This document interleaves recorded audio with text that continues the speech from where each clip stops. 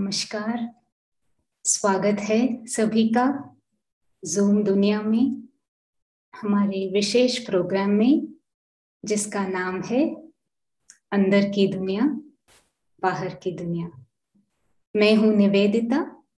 इस प्रोग्राम को प्रस्तुत कर रहे हैं मॉन्ट्रियल के ब्रह्मा कुमारीज मेडिटेशन सेंटर लेमोर्जेंस।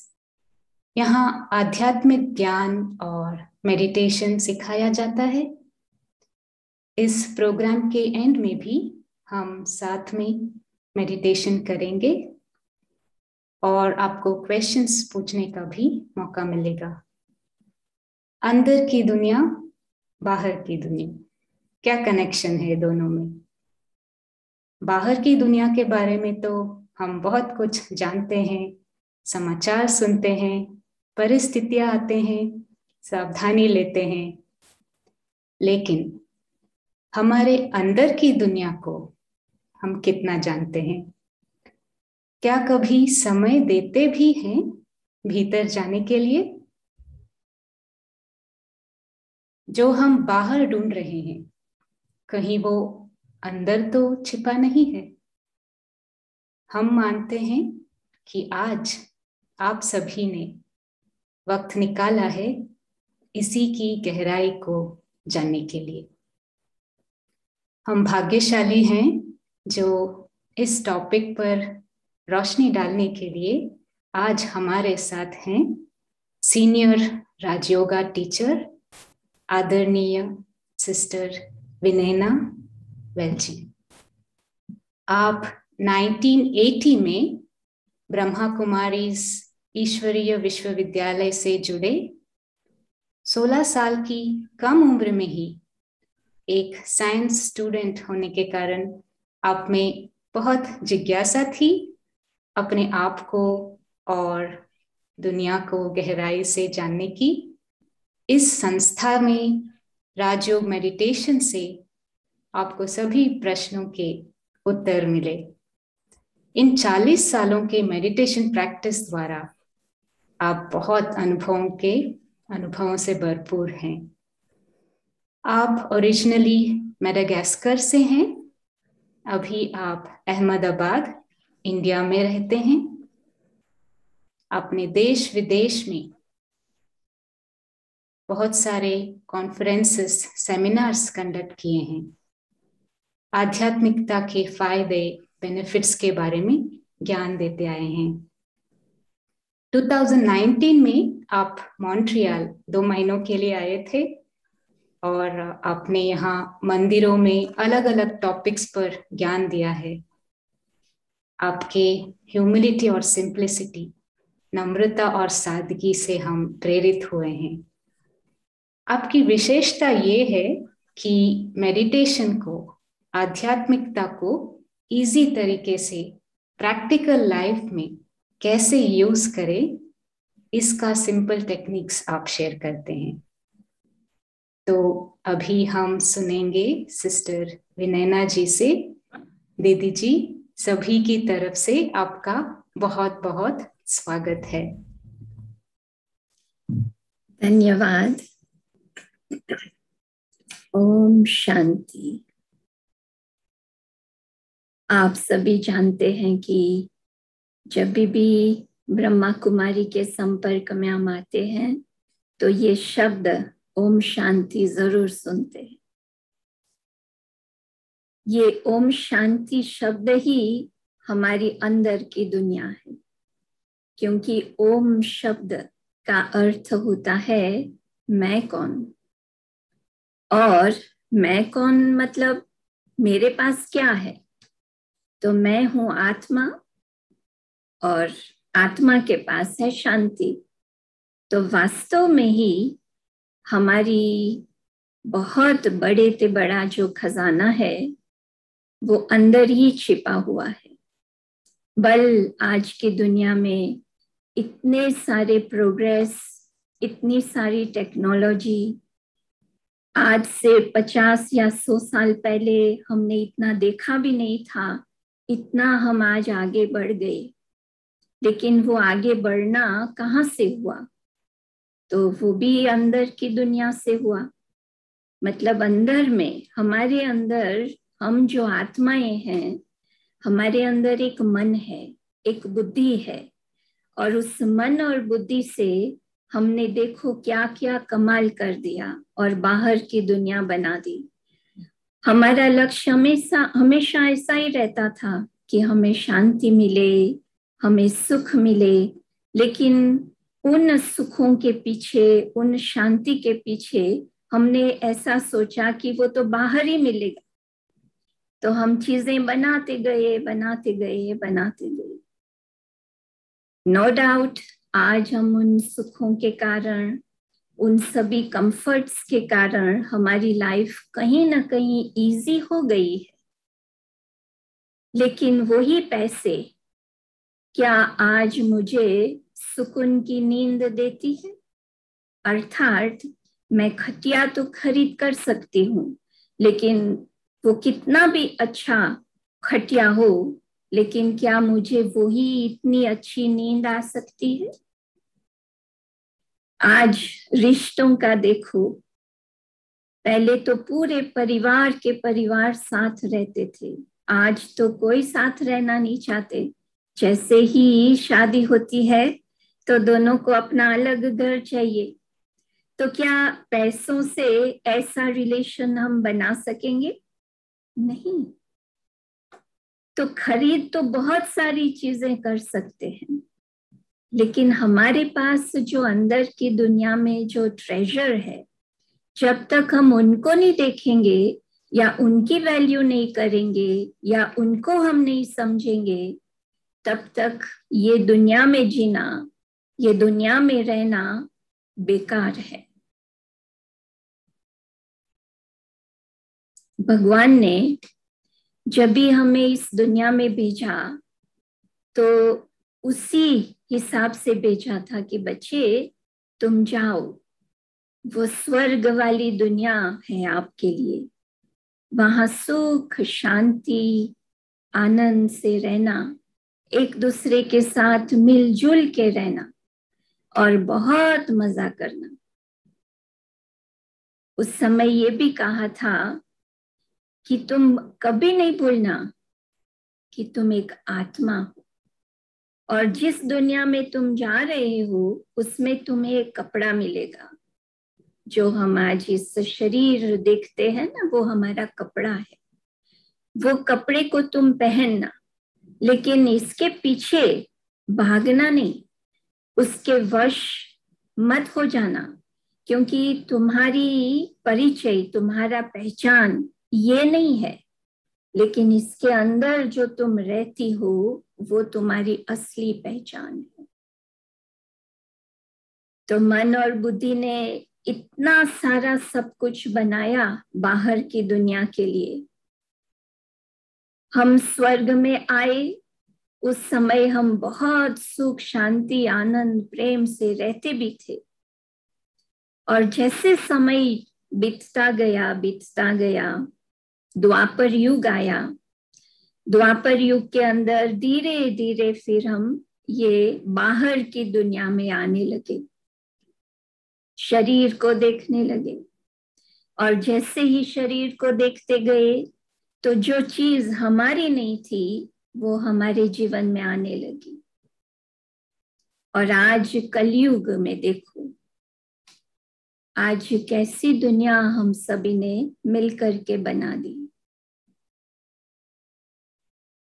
ऐसी दुनिया जब बन जाती है तो बाबा, जिसको हम भगवान कहते हैं, वो एक संदेश देता है।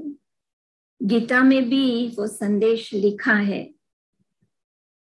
18वां अध्याय, नष्ट मोहा स्मृति स्वरूप, स्मृति लब्धा अथवा स्मृति स्वरूप।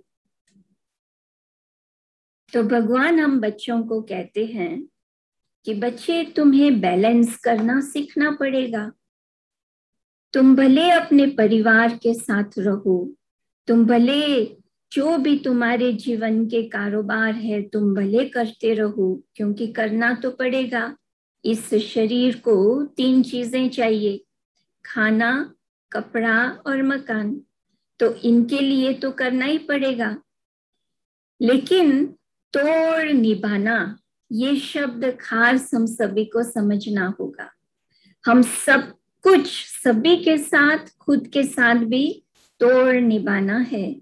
तोड़ निभाने का मतलब क्या होता है कि मोह तोड़ो, मोह को तोड़ो और सभी के साथ इतने अच्छी तरह से तुम रहो, निभाओ, अपने संबंध निभाओ। और आज तक हम क्या करते आए, द्वापर युग से लेकर कलयुग अंत तक, हम जब हिस्ट्री देखते हैं तो हम आज तक क्या करते आए हैं? तो 2 बातें करते आए हैं। एक है जो रागी बन गए और दूसरे हैं जो वैरागी बन गए। रागी का मतलब क्या होता है कि भगवान को अपने आवाज से मंजीरा बजा के, यज्ञ जप तप ऐसे करके, राग से, आवाज से उनको बुलाने लगे, उनकी पूजा करने लगे, उनकी आरती उतारने लगे, जो आज सभी करते हैं। क्या ऐसे करने से हमें अंदर में ऐसा महसूस होता है कि हमें भगवान मिल गया? नहीं। और दूसरे प्रकार के लोग हैं जो वैरागी बन गए। उन्होंने सोचा कि हम संसार से चले जाएंगे ना, सब कुछ छोड़ देंगे ना, जंगल में जाके रहेंगे ना, फिर तपस्या करेंगे तो हमें भगवान मिल जाएगा। वो भी सक्सेसफुल नहीं हो पाए, क्योंकि आज देखो दुनिया तो पतित पतन की ओर जा ही रही है, किसी को भगवान नहीं मिला। तो तोड़ निभाने का मतलब क्या होता है कि किसी को भी संसार छोड़ने की जरूरत नहीं है। संसार में रह करके अपने सर्व संबंध निभाते हुए अपना जो भी कारोबार है, जो भी बिजनेस, जो भी हम इस शरीर के लिए कमाते हैं, वो भी करते रहना है। लेकिन अंदर में जो हमारा नहीं था उसको तोड़ो। तो ये क्या है जो हमारा नहीं था? तो हमेशा हम 5 विकारों की बात करते हैं, काम, क्रोध, लोभ, मोह और अहंकार। ये 5 बातें हैं ना, उन्होंने आत्मा को पूरी तरह से घेर लिया है। और इसी के कारण ही तो हमारा सब कुछ आज की दुनिया में जो हम रह रहे हैं, तो कितना अकेलापन लग रहा है, बहुत अकेलापन लग रहा है। तो अभी ऐसे समय पर जब सारी दुनिया ऐसी अवस्था में पहुंच जाती, तो दिल के अंदर से एक पुकार जागती है कि हे भगवान, अभी तुम हमारी रक्षा करो, अभी तुम हमारे पास आ जाओ। वो भी हम देख रहे हैं कि जो भी हो रहा है वो अचानक हो रहा है। हम कोई तैयार नहीं थे ये कोरोना से। थे तैयार? बिल्कुल नहीं थे। और कैसे हमारे ऊपर हावी हो गया, कैसे सभी के जीवन में आज ग्लोबली देखा जाए तो दुख के पहाड़ जैसे गिरे हुए हो, ऐसा लग रहा है। तो जब समय ही बता रहा है कि ये 5 विकारों ने हमें अंदर से कितना खोखला बना दिया, हमारी जो असलियत, जो अंदर की दुनिया का जो भी हमारी पोजीशन थी, वो बिल्कुल गायब कर दी। तो ऐसे समय पर मैं आपको एक बहुत बड़ी खुशखबरी देना चाहती हूँ कि भगवान धरती पर आ गया। भगवान कौन है? जैसे अभी हम बात कर रहे हैं ना कि ये शरीर है और एक आत्मा है। तो ये जो शरीर है उसका भी पिता है जो हमारे लौकिक फादर होते हैं, पिताजी होते हैं, वो भी हमारे जैसा ही, जैसा हमारा शरीर है वैसा ही दिखता है। लेकिन हम तो ये अकेला नहीं है ना, हम ये शरीर ही तो नहीं है ना। इस शरीर के अंदर में रहने वाली एक आत्मा है। तो आत्मा, उसका भी तो कोई बाप होगा।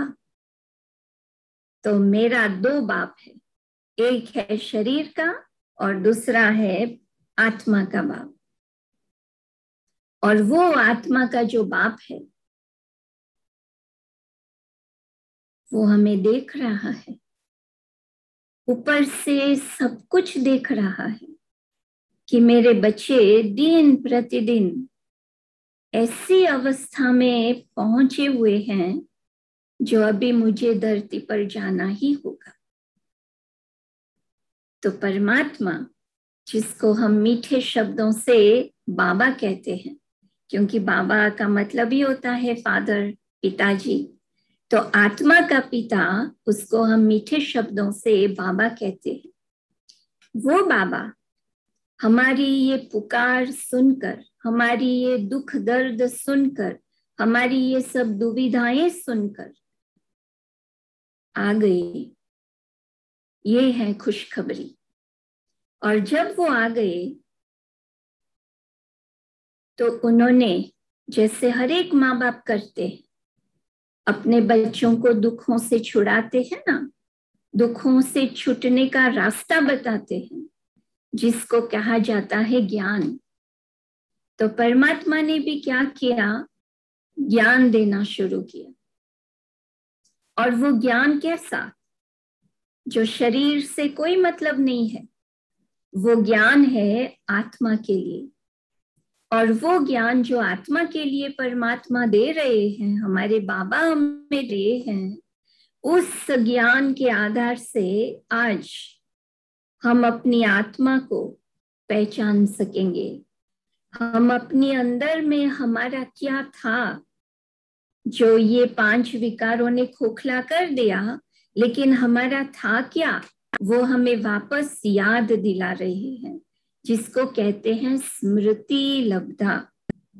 तो नष्ट करो विकारों को और अपनी स्मृति को जगाओ। तो ये जो बाहर की दुनिया है ना, वो हम अभी अंदर की दुनिया से देखें। जब अंदर की दुनिया से हम बाहर की दुनिया देखेंगे तो परिवर्तन होने वाला ही है।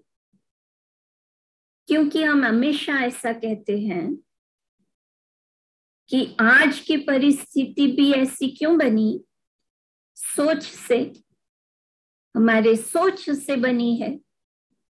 तो जो सोच से कुछ बिगड़ता है, वही सोच को ठीक कर दे तो सब ठीक हो जाता है। आज हम सभी को कोई कहे कि मैं तुम्हारे लिए सुख, शांति, प्रेम की दुनिया लाया हूं, तो हम उस दुनिया में जाना चाहेंगे या नहीं? चाहेंगे या नहीं? हाथ ऊंचा करो। क्योंकि हमें मालूम है कि हमें यहाँ बिल्कुल अच्छा नहीं लगता, यहाँ बिल्कुल हमारा देश ही नहीं है। लेकिन ऐसी दुनिया में जाना हो तो थोड़े बहुत, अभी हमने कहा ना कि एक है रागी और एक है वैरागी, तो हमें जाना होगा अंदर, अर्थात शांति में।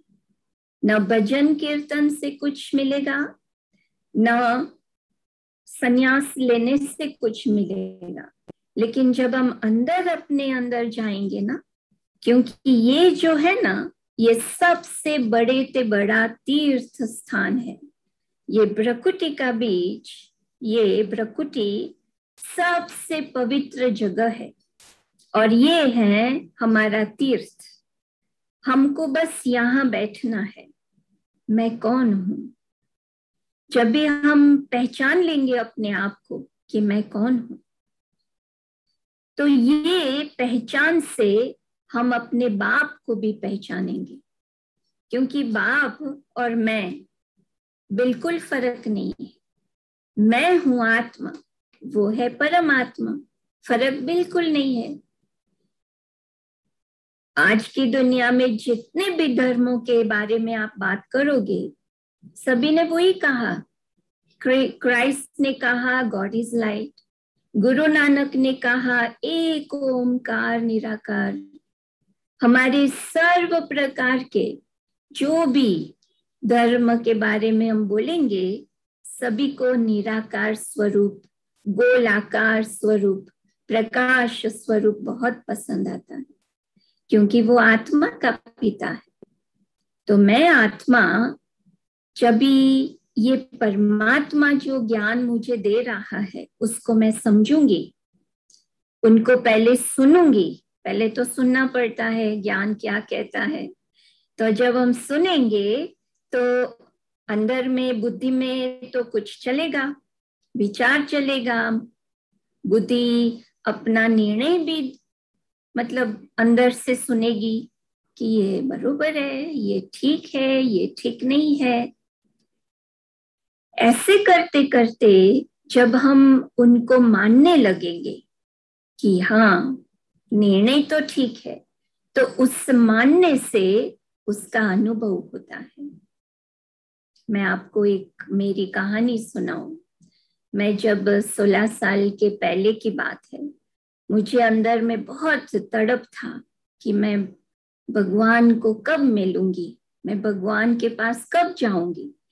और मुझे शिव शंकर, उस समय तो शिव शंकर बोलते थे, तो मैं उस शंकर वाला चित्र जो है उसको मैं बोलती थी, क्योंकि शंकर है ना, मैं उनको दादा बुलाती थी, शंकर दादा। तो शंकर दादा हमेशा शिवलिंग के आगे जैसे एक हाथ ऐसे रख करके जैसे तपस्या कर रहा हो, ऐसे बैठा हुआ रहता था। तो मैं उनको पूछती थी, शंकर दादा आप भगवान होते तो आपको दूसरे भगवान को याद करने की जरूरत नहीं पड़ती, तो आप किसको याद कर रहे हो ऐसे मेडिटेशन की पोज में बैठ करके? मुझे कहो ना, मुझे भी उनसे मिलना है, मुझे भी उनसे बात करनी है, मुझे भी वो चाहिए। तो ऐसे 4 साल तक हमने बाखरिया सोमवार किया, 12 साल से 16 साल तक, कि मुझे कहीं से भी ये मिल जाएगा। जो शंकर दादा जिसको याद करते हैं, मैं शंकर दादा को कहूंगी तो मुझे मिल जाएगा।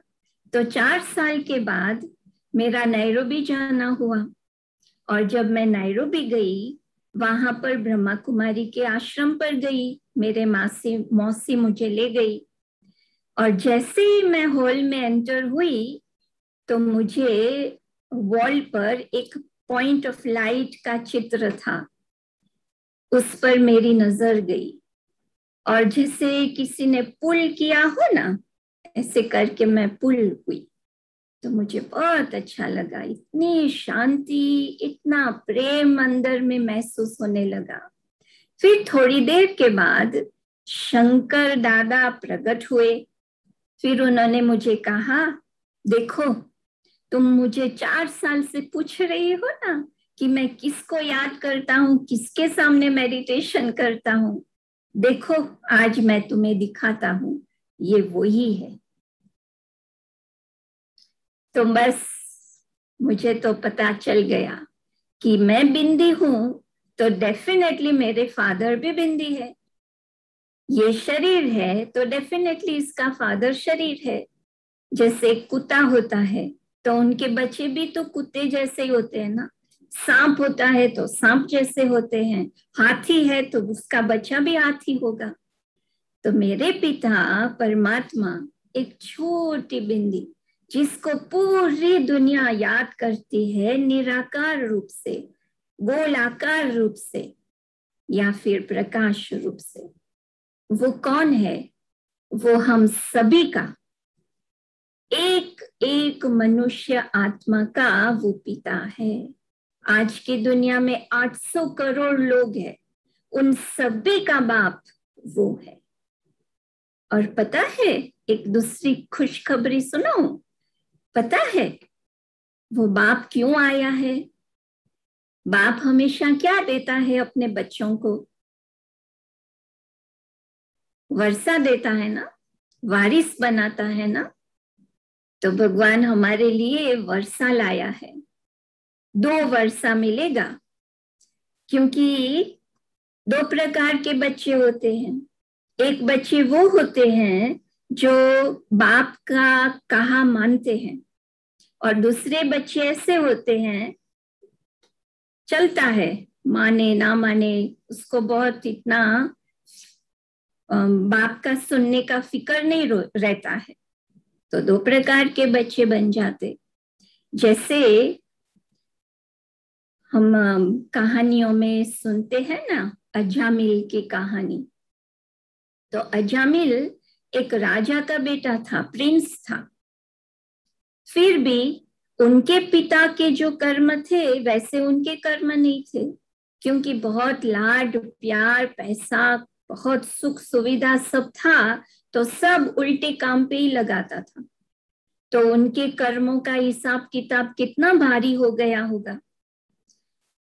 और बाप कुछ भी नहीं कर सकता था, क्योंकि सुनाए समझाए तो भी मानता नहीं था। तो फिर क्या करे? ये तो हम सभी का अनुभव है। हम माँ बाप जो बने हैं, हमारा सब कुछ कहा थोड़ी बच्चे मानते हैं। ऐसे ये अजामिल है। तो अजामिल का जब मौत हुआ, तो जो सत्यनारायण की कथा होती है ना, वहां पर वो मैंगो के पत्ते लगाते हैं, उसका जैसे डेकोरेशन ऐसे करते हैं। तो उन मतलब शास्त्रों की कहानी है, वो कहते हैं कि उनका जन्म उस पत्ते में हुआ। अभी सत्यनारायण की कथा जहां चल रही है, वहां पर उसका जन्म हो, उसका मतलब क्या हुआ कि हर रोज ज्ञान सुनता है, हर रोज ज्ञान सुनता है, हर रोज ज्ञान सुनता है। तो उनकी आत्मा धुलाई हो गई, उनकी आत्मा के पाप खत्म हो गए। तो कहने का भाव क्या है कि ज्ञान जो है वो भी परमात्मा का दिया हुआ ज्ञान जो है, वो आत्मा को धुलाई कर देता है। हमने जितने भी कर्म किए हुए हो, जितने भी पाप किए हुए हो, नो प्रॉब्लम। हम जानते नहीं थे ना, हमको कभी पता भी नहीं चला कि कब कौन से समय पर हमारा जो आत्मिक स्थिति था, परमात्मा ने बोला था कि कभी ये देह भान में नहीं आना, फिर भी हम आ गए। हमें पता ही नहीं चला कब ये सब हो गया। तो ऐसे करते करते हमारे कर्मों के खाते बनते गए, डेबिट एंड क्रेडिट। तो ऐसे कर्म के खाते जब बनते हैं, तो फिर कहीं ना कहीं उसको तो साफ करना ही पड़ेगा ना। तो ज्ञान ज्ञान एक ऐसी चीज है जिससे आत्मा का सफाया होता है। उसके उसके अनुसार एक दूसरी बात सुनाती हूँ। एक चारकोल बेचने वाला बूढ़ा आदमी था। उन्होंने एक छोटे बच्चे को अपने पास रखा था उसको मदद करने के लिए। तो एक दिन वो छोटे बच्चे ने उस दादा को पूछा कि मुझे आगे पढ़ना हो, मुझे ज्ञान लेना हो, मुझे अच्छा आदमी बनना हो, तो मुझे क्या करना चाहिए? तो दादा ने जवाब नहीं दिया, ऐसा ही कहा, ठीक है, ये टोकरी है ना, वो तुम वहां नदी तक ले जा और उसमें पानी भर के ला। तो उसने कहा ठीक है, वो गया। जब पानी लेके वापस आया तो टोकरी में तो पानी ही नहीं रहा।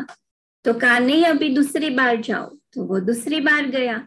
तो उसने सोचा मैं थोड़ा दौड़ के जाऊंगा ना वापस, तो टोकरी में थोड़ा पानी रह जाएगा, दादा खुश हो जाएगा। बिल्कुल नहीं रहा पानी दोबारा भी। तीसरी बार भेजा, अभी और तीसरी बार जाओ। तीसरी बार और दौड़ दौड़ के आ गया, जबर एकदम हाथ रेस करके। फिर भी टोकरी में पानी नहीं रहा। फिर दादा ने कहा तुम वापस एक बार जाओ। तो वो बहुत गुस्सा हो गया। दादा, आप तो जानते हैं कि इस टोकरी में पानी ठहरता ही नहीं है, तो भी फिर बार बार आप मुझे क्यों भेजते हो पानी लेने के लिए? तो दादा ने कहा ठीक है, अभी तुम बैठो, अभी तुम इस टोकरी को देखो। तुम जब पहली बार टोकरी को ले गए थे तो कैसा कलर का था? तो कहा काला। और अभी देखो कैसा हो गया है, तो एकदम साफ सुथरा। तो समझा ना कि आध्यात्मिक ज्ञान, परमात्मा का दिया हुआ ज्ञान हमारे लिए क्यों बहुत जरूरी है। क्योंकि परमात्मा हमारा बाप है।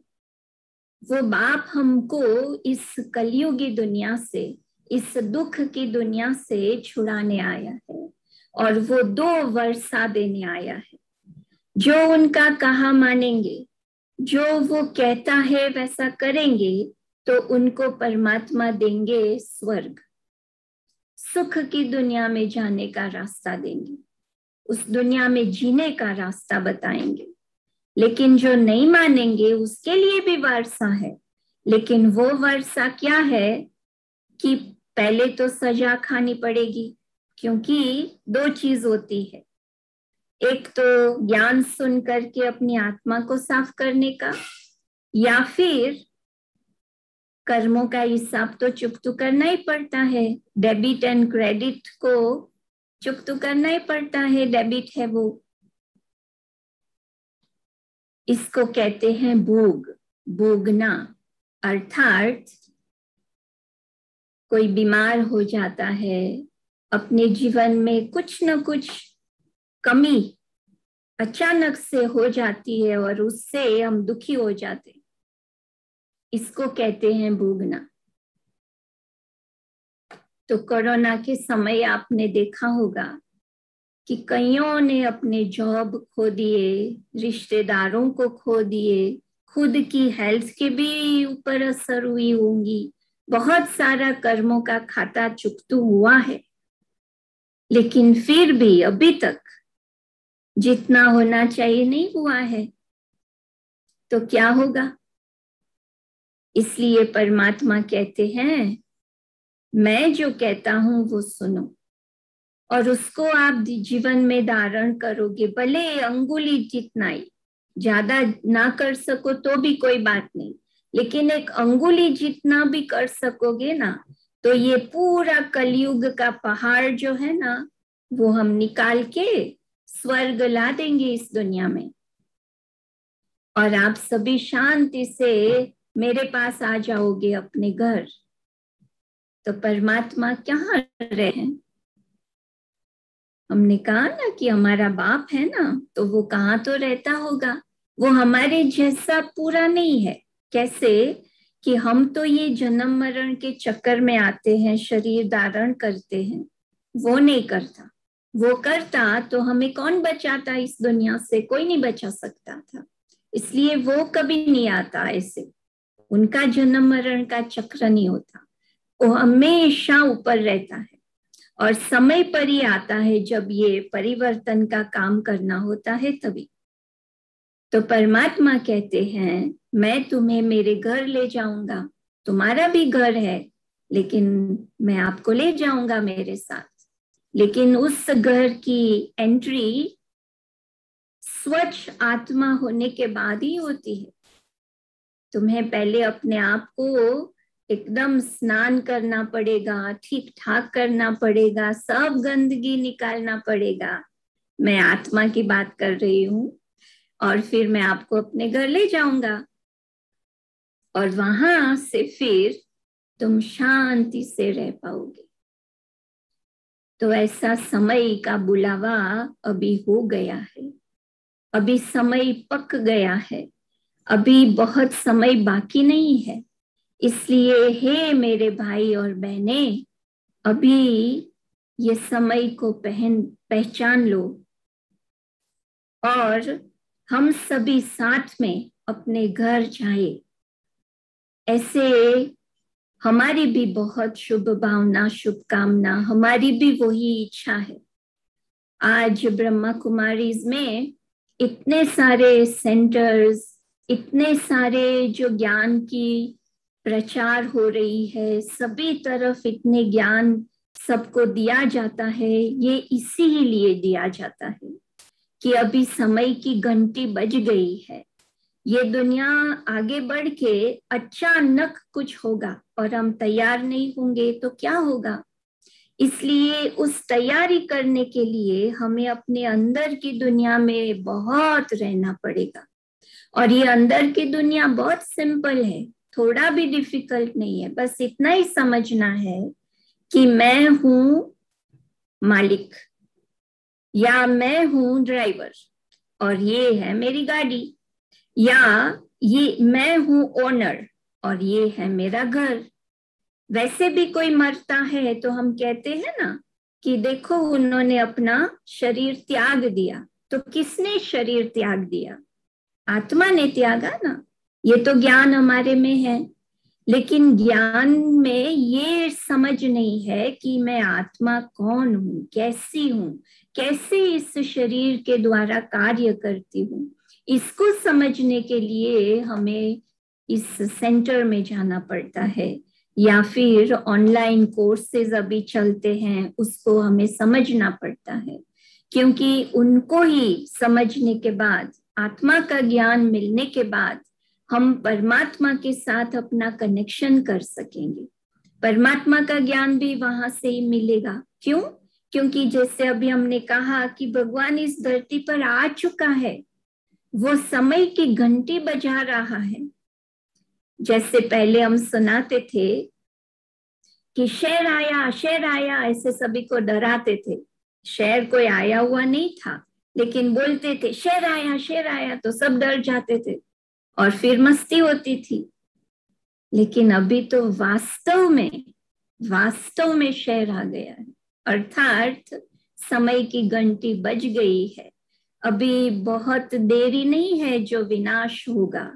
ये शब्द विनाश विनाश नहीं है, मतलब सब कुछ खत्म हो जाएगा ऐसा नहीं है, लेकिन परिवर्तन, सब परिवर्तन होने वाला है। और वो भी कहाँ से होगा? मेरी सोच से।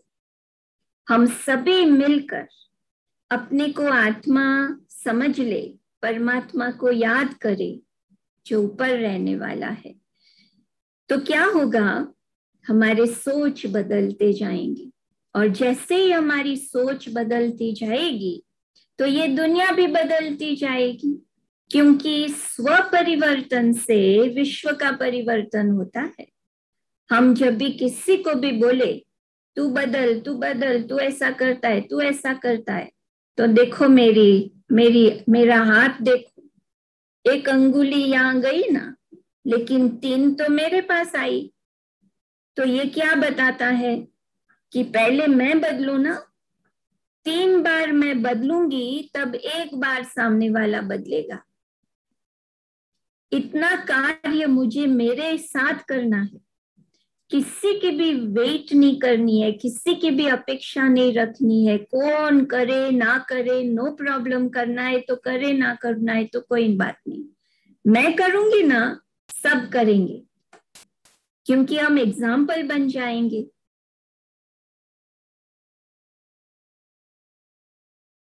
तो ये जो अंदर की दुनिया है ना, वो बहुत पावरफुल दुनिया है।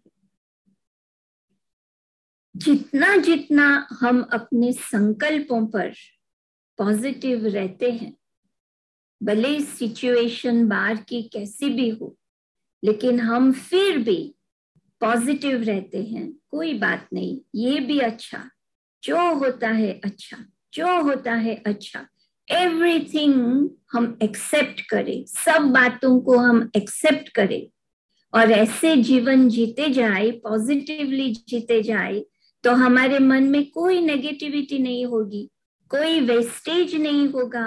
तो आप विचार कर सकते हो कि हम कितना पावरफुल बन जाएंगे। इतने पावरफुल बनने के बाद हम जो सोचेंगे वही होगा।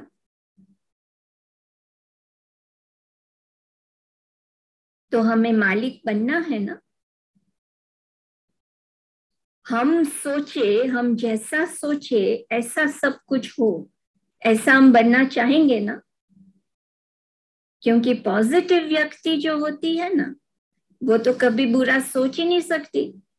तो उनके जो विचार है पॉजिटिव, और वो ऐसे सोचती ही रहे तो सब ऐसा होने लगेगा, तो कैसे दुनिया हो जाएगी? हम जो चाहते हैं वैसी हो जाएगी।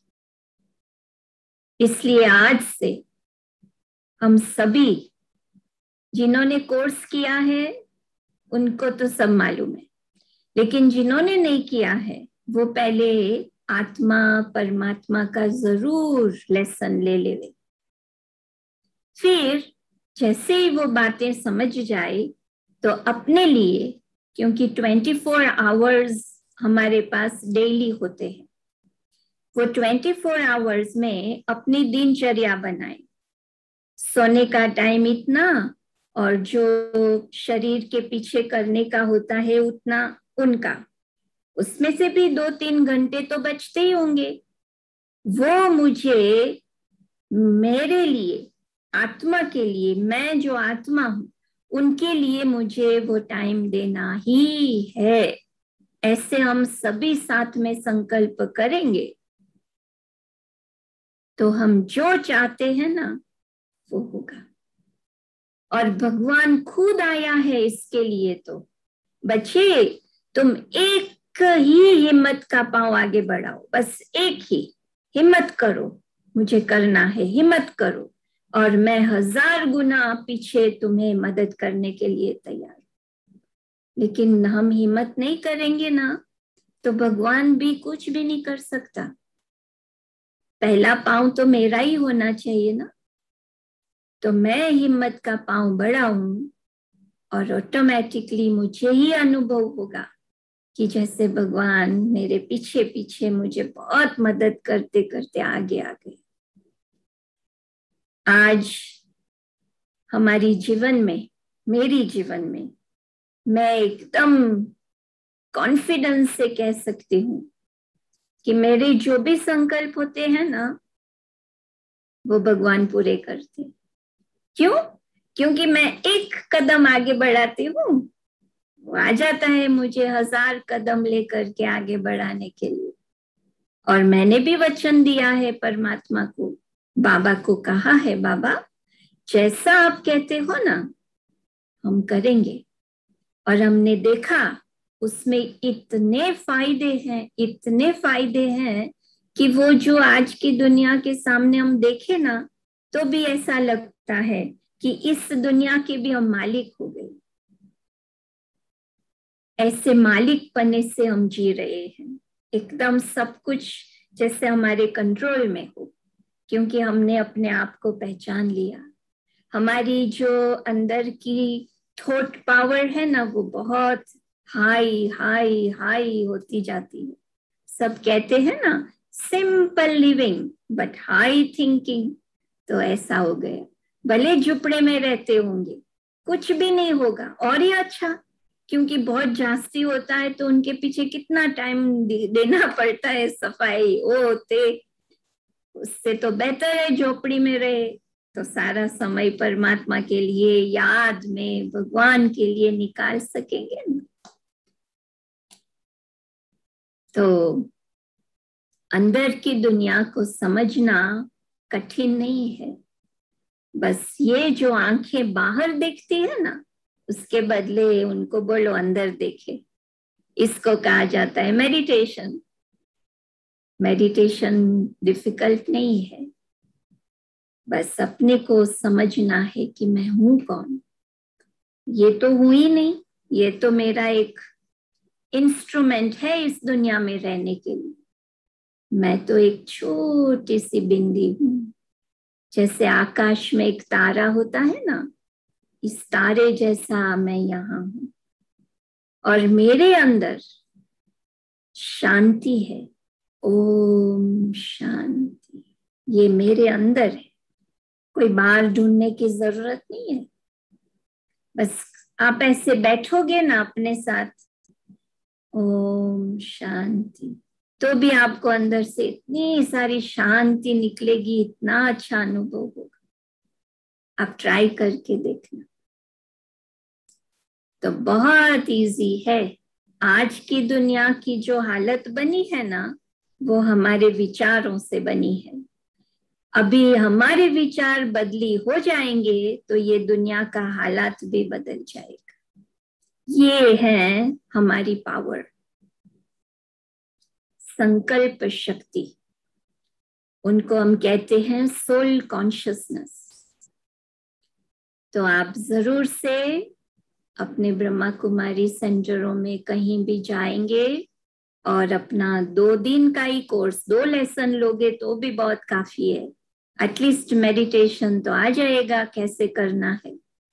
और फिर अपनी अंगुली, मेडिटेशन अपना अंगुली हो जाएगा, सोच का परिवर्तन।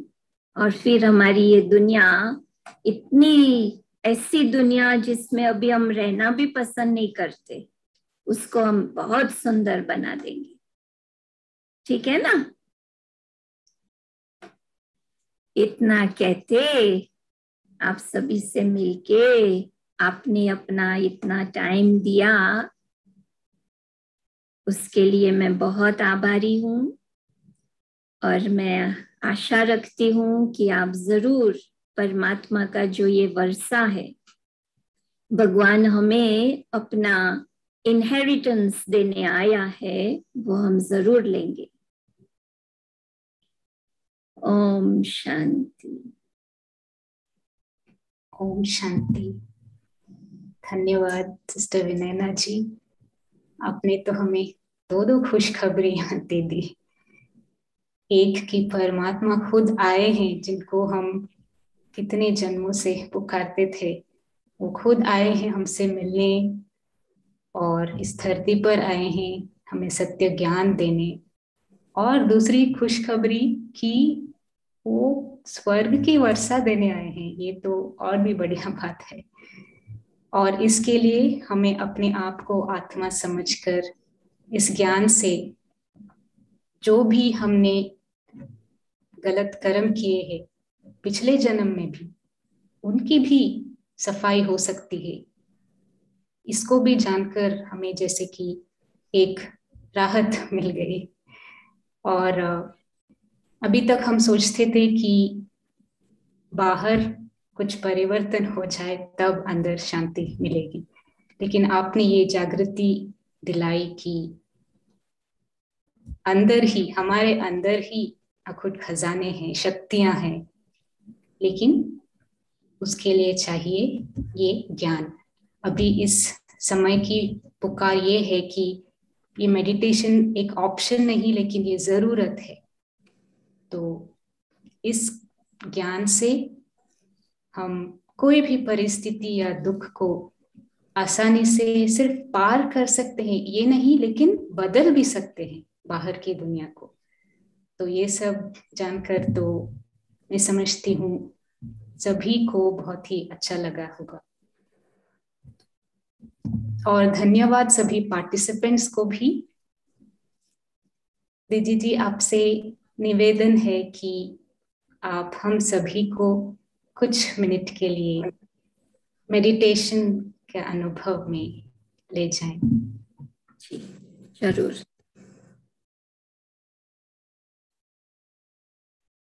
तो सभी फिजिकली एकदम कंफर्टेबल बैठ जाना। अपने आंखों को भी बंद कर देना। एक बहुत गहरा श्वास भी लेना।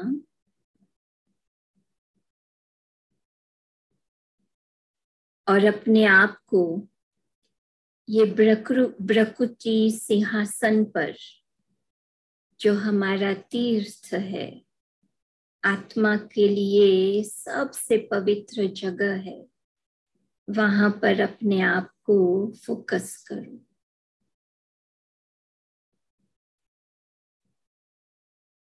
मैं एक छोटी सी बिंदी, एक ऊर्जा, एक शक्ति इस शरीर को चलाने वाली। लोग अनेक नाम देते हैं उनको। कोई दिया कहते हैं, कोई पंखी कहते हैं, कोई भी नाम हो,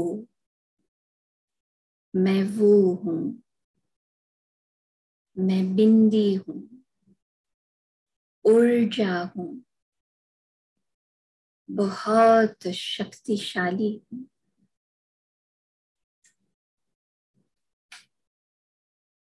एक एक सोच मेरे ऊंच बन जाए, स्वच्छ बन जाए, कल्याणकारी बन जाए, शांति सुख से भरा हुआ बन जाए, तो वे एक लाइट हाउस जैसा बन जाता है। चारों ओर ऐसी शांति, ऐसे सुख के किरण फैलाने वाला बन जाता है। कोई भी मेरे पास नजदीक आता है तो उनको वही शांति, वही सुख की महसूसता होती है। ऐसी मैं आत्मा हूं। लेकिन मुझे ये सब कैसे पता चला? तो मेरे पिता परम आत्मा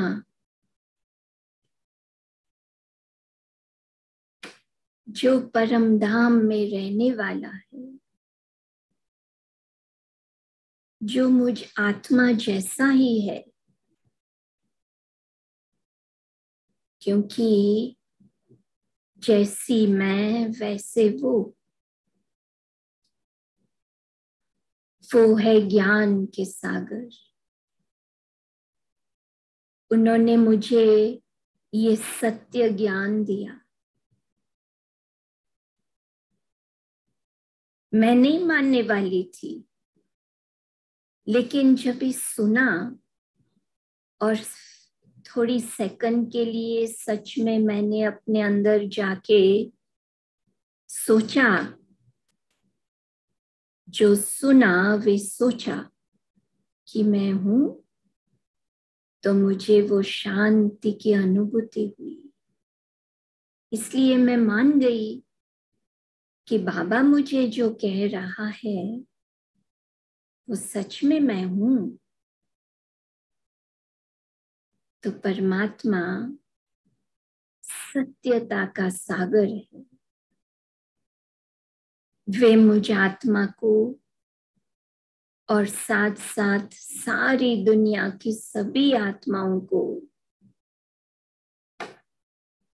सुख और शांति का वर्षा देने आए हैं। वो हम बच्चों को सुखी देखना चाहते हैं, इसलिए वो ज्ञान दे रहा है। तो जो ज्ञान हम सुनते हैं उससे मुझे वो सुख और शांति अवश्य मिलेगी।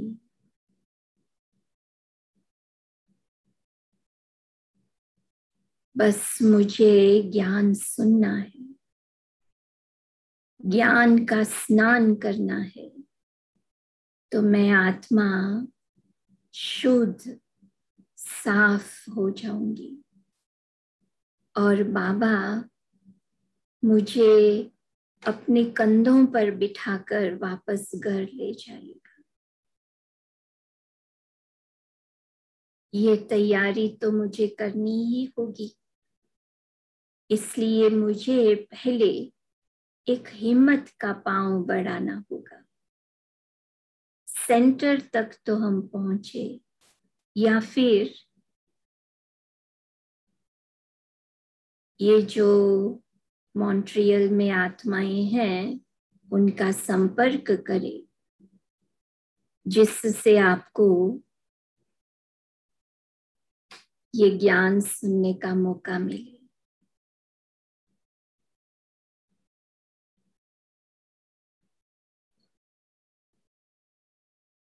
ओम शांति।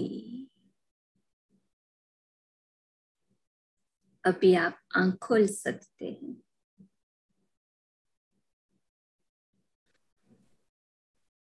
बहुत ही सुंदर अनुभव रहा। आपने तो हमें एक अलग ही दुनिया का सैर कराया, अपने अंदर झांकने का और परमात्मा से जुड़ने का मौका मिला। इसके लिए दिल से शुक्रिया आपको।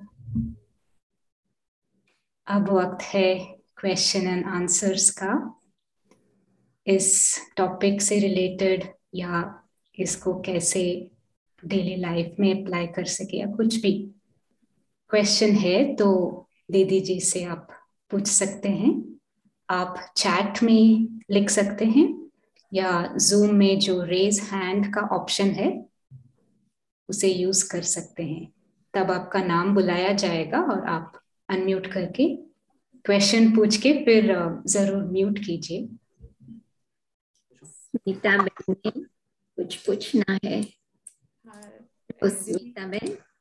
यस दीदी, मैं ये पूछना चाहती हूँ कि आप बहुत ज्यादा जब परेशान हो, दुखी हो, या किसी बात से दुखी हो, या किसी ने आपको ऐसा फील हो कि मैं बहुत हर्ट हूँ किसी की बात से, उस टाइम क्या करना चाहिए आपको? मैं हमेशा क्या करती हूँ, वेट एंड सी। वो जो बात हुई ना उसको मन में बिल्कुल नहीं लाती हूँ, वेट एंड सी। क्योंकि वो बात अभी कैसी भी है, थोड़ा वेट करेंगे ना सब बदल जाएगा। और उसमें दूसरी बात क्या है कि अपना थॉट्स भी तो है ना, तो उसको उस बात से उलझने के बजाय हम क्यों पॉजिटिव ना रहे, उनको भी ऐसे वाइब्रेशन भेजते रहे कि तुम्हारा भी कल्याण हो, तुम बहुत अच्छी हो, अच्छे हो, जो भी है उनको पॉजिटिव पॉजिटिव सब बातें भेजते रहे, सब चेंज हो जाता है। दुष्यंत भाई बोलिए। ओम शांति दीदी। ओम शांति। दीदी कुछ प्रश्न ऐसे होते हैं जहाँ पर हम जो जो आत्माएं या जो व्यक्ति हैं कुछ कर्म ऐसे करते हैं, बोलते हैं कि ये सब भगवान ने पहले से ही डिफाइन कर रखा है, उनके जो भी कर रहे हैं हम उसकी मर्जी से ही कर रहे हैं, हमारे हाथ में कुछ भी नहीं है। और इन चीजों को लेके कुछ अच्छी चीजें भी होती है, कुछ बुरी चीजें भी होती है। कोई बोलता है कि यार ये बुरा जो भी हो रहा है भगवान की मर्जी से हो रहा है, मैंने नहीं किया। या किसी के साथ में कोई परेशानी हो रही है तो ये सब वो उसकी कथनी है, उसकी करनी है। तो इन सिचुएशनों को हम अपनी लाइफ में कैसे रहेंगे? अगर कोई चीज अच्छी हो रही है, बुरी हो रही है, तो उसके लिए हम अपने आप को रिस्पॉन्सिबल मान के उसको ठीक करना चाहिए या हमें ये छोड़ देना चाहिए परमात्मा पर? सबसे पहली बात, परमात्मा की मर्जी कभी नहीं होती है, हमारी ही मर्जी होती है। परमात्मा तो एक बहुत पावरफुल, जैसे सूरज है ना, तो सूरज तो बस देता ही रहता है, अपना किरण फैलाता ही रहता है। हम सूरज के नीचे बैठना चाहे ना चाहे वो तो हमारी मर्जी है। इसलिए हमारे जीवन में जो भी काम करते हैं वो हमारी मर्जी से हमने किया हुआ होता है। तो जब ज्ञान मिल जाता है तो बुरा जो हुआ उसको ठीक करना ही चाहिए। अच्छा है वो तो अच्छा ही है, वो तो हमें अच्छा ही लगता है। क्या अच्छा नहीं लगता है? जो बुरा है, तो बुरा है उनको ठीक करना हमारी जवाबदारी है। लेकिन हम परमात्मा को कहते हैं ना कि आप हमारी मदद करो, तो वो हमें मदद जरूर करता है। आप एक पांव आगे बढ़ाएंगे कि मुझे ये ठीक करना है भगवान, आप मेरे साथ रहना, तो आपने एक पांव आगे बढ़ाया ना, तो वो अवश्य मदद करेगा। लेकिन भगवान की कोई ऐसी मर्जी होती नहीं है। भगवान की मर्जी वैसे देखा जाए तो एक ही है कि मेरे बच्चे शांति से रहे, सुखी रहे, बस वही वो चाहता है। लेकिन हम ऐसा करते हैं? ये अपने से पूछे, हम नहीं करते। हम थोड़ा बहुत आगे पीछे कुछ ना कुछ सोच से अगड़म बगड़म कर देते हैं। फिर व्यवहार में, रिश्तों में, सब में दरार आ जाता है। लेकिन भगवान की इच्छा नहीं होती है ऐसी। सुषमा बहन बोलो। ओम शांति दीदी। ओम शांति। बहुत बहुत जो आपने आज बोला, अंदर की दुनिया बाहर की दुनिया, it was so very good feeling, elevated feeling। और मेरा क्वेश्चन ये है कि आप प्लीज एक दो ट्रिप बताइए अंदर की दुनिया में कितनी और ज्यादा स्टे रहें, देर तक कैसे उसमें ठहरे। हाँ, अच्छा, ओके। उसमें क्या है, जो नए नए हैं ना, उनके लिए पहले कोर्स करना जरूरी है। पहले समझ आना जरूरी है। जिन्होंने कभी ब्रह्मा कुमारी के कोर्सेज का नहीं सुना है तो, और जिन्होंने सुना है उनको हमेशा अपने लिए 1 घंटा, आधा घंटा बैठ करके अपने अंदर जाना चाहिए। वो जो समझा है ना, उसकी अनुभूति करने के लिए। और जब भी वो हो जाए तो फिर कर्म करते करते वो प्रैक्टिस करनी चाहिए। जैसे हम कोई हाथ से कार्य करते हैं, हमारी बुद्धि बिजी नहीं है, हाथ ही बिजी है, तो उस समय हाथ भले काम करे, लेकिन यहाँ वो प्रैक्टिस शुरू रहे। तो कर्म में योग करना, कर्म में प्रैक्टिस करना, ये बहुत मदद करता है जी। ज्यादा समय आप रह सकते। थैंक यू दीदी, thank you. Welcome, welcome. Anita Ben बोलो। Om Shanti Didi, it was very nice seeing you. Thank you. Baba is there, no? yes. मुझे आज आपके इससे यही समझ में आया कि जितनी बड़ी बाहर की दुनिया है, उससे भी शायद बहुत बड़ी अंदर की दुनिया है। और उसको जानने के लिए मेडिटेशन के साथ साथ, ज्ञान के साथ साथ समय की भी बहुत जरूरत है। जब हम ये तीनों को एक साथ लेकर अंदर की दुनिया को ढूंढने जाएंगे तो हमें जरूर सफलता मिलेगी। मुझे आज की आपके इस टॉक से यही बहुत बड़ी सीख मिली, तो आपका बहुत धन्यवाद। Thank you. ओम शांति। आपने आइसबर्ग तो देखा होगा जी। ऊपर का कितना छोटा होता है, लेकिन नीचे वाला कितना गहरा अंदर होता है, लंबा लंबा, है ना? तो ये अंदर की दुनिया में ही सब कमाल है। बाहर का तो सिर्फ शो है, लेकिन जो कमाल है वो अंदर की दुनिया की। लेकिन उसको ऑफ कोर्स गहराई से पहचानना पड़ता है। धन्यवाद सभी को जिन्होंने प्रश्न पूछे और उत्तर भी मिले होंगे आपको। तो अभी हम आगे बढ़ते हैं क्योंकि क्वेश्चंस और नहीं है और समय का भी प्रबंध है। तो हम पहुंचे हैं प्रोग्राम के लास्ट पार्ट में। सभी के लिए स्पेशल गिफ्ट है और वो है वरदान, ब्लेसिंग। सबसे पहले हमारे आदरणीय दीदी जी के लिए। ओम शांति। आप एक स्थिर आत्मा हैं जो हर पल की पूर्णता में पूर्ण विश्वास बनाए रखते हुए संदेह, भय और चिंताओं से मुक्त रहती है। आप एक स्थिर आत्मा हैं जो हर पल की पूर्णता में पूर्ण विश्वास बनाए रखते हुए संदेह, भय और चिंताओं से मुक्त रहती है। यहाँ 4 नंबर्स हैं। आप सभी के वरदान इनमें छिपे हैं। तो किसी एक नंबर को या जो पिक्चर आपको अच्छा लगे आप पिक करेंगे और याद रखेंगे 1 मिनट के लिए, और उस नंबर का वरदान आपके लिए है।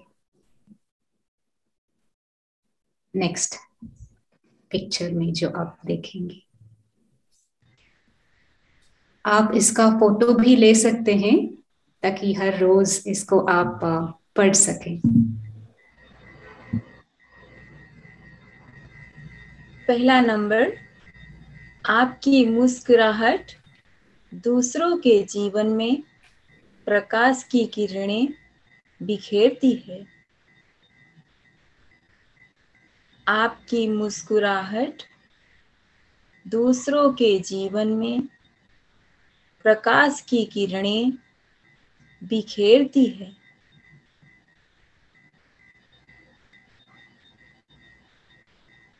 दूसरा नंबर, आप हर दिन श्रेष्ठ ते श्रेष्ठ रूप में मनाने वाली श्रेष्ठ आत्मा हो। आप हर दिन श्रेष्ठ ते श्रेष्ठ रूप में मनाने वाली श्रेष्ठ आत्मा हो।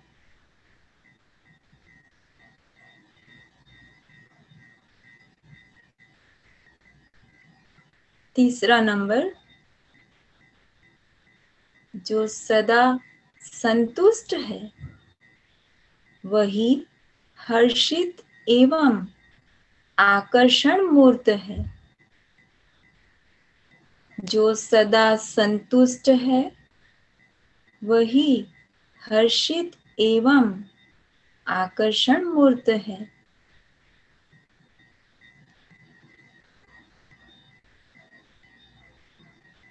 चौथा नंबर, अनेकता में एकता लाना, बिगड़ी को बनाना, यही सबसे बड़ी विशेषता है। अनेकता में एकता लाना, बिगड़ी को बनाना, यही सबसे बड़ी विशेषता है। ओम शांति। ब्रह्मा कुमारीज मॉन्ट्रियल सेंटर के डिटेल्स यहाँ दिखाया जा रहा है। इसका भी आप फोटो ले सकते हैं। और जो पोस्टर या फ्लायर आपको मिला था उसमें ईमेल एड्रेस भी है, यहाँ चैट में भी डाला हुआ है। हमारे एक्टिविटीज, इवेंट्स, मेडिटेशन कोर्स, सभी इंफॉर्मेशन आपको इसमें मिलेंगे। और ये सब फ्री ऑफ चार्ज है, सब मेडिटेशन कोर्स और सब कुछ यहाँ फ्री ऑफ चार्ज है। आप अपने कमेंट्स या फीडबैक भी हमें जरूर लिख सकते हैं। हम आशा करते हैं कि आपको ये प्रोग्राम अच्छा लगा होगा। फिर से धन्यवाद दीदी जी का और सभी का। ओम शांति।